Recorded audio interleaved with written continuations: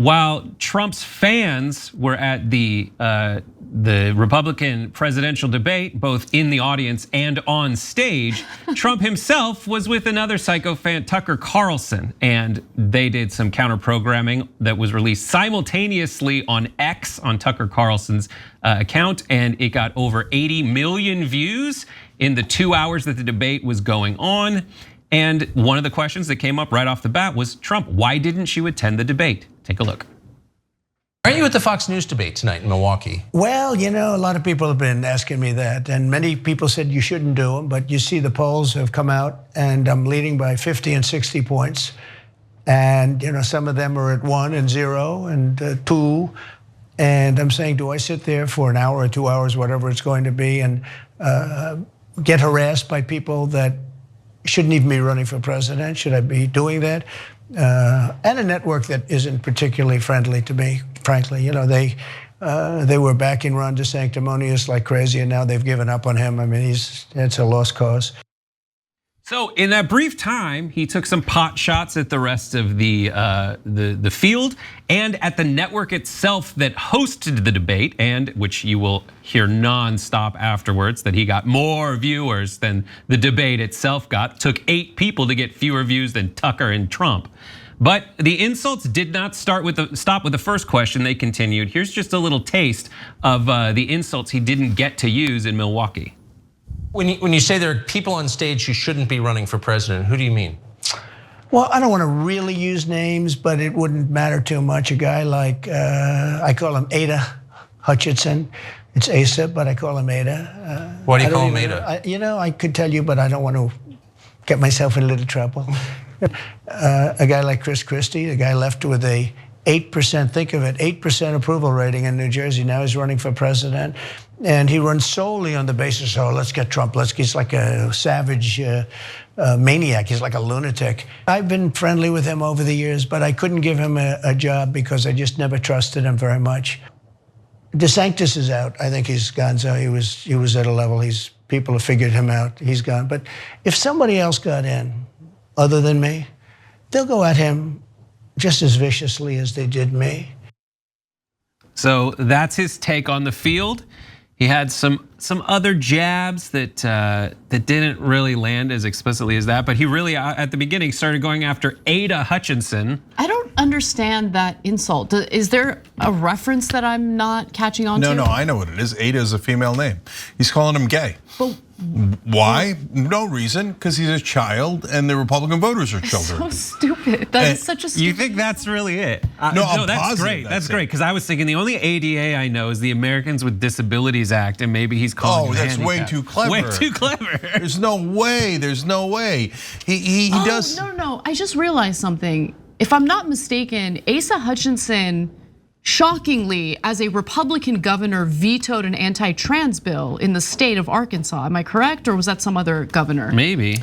Burgum did actually in North Dakota. Oh, it might have been Burgum. But I'm not positive. Asa might have done it down too. It doesn't matter. No, he did. He did. Vetoed a bill banning gender affirming medical care to transgender minors in Arkansas.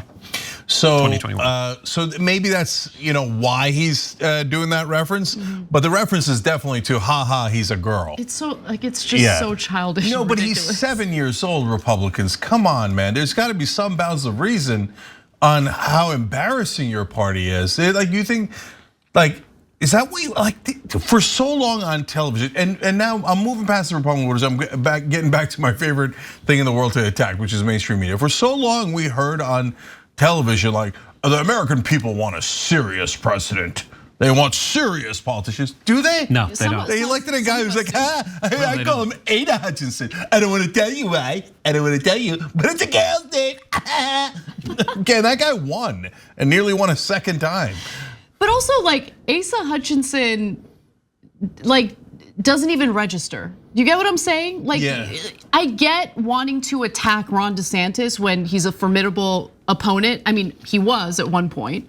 But Asa Hutchinson, no one's having a conversation about Asa Hutchinson. So that's a great point. And so why is he attacking Asa Hutchinson for no goddamn reason, right?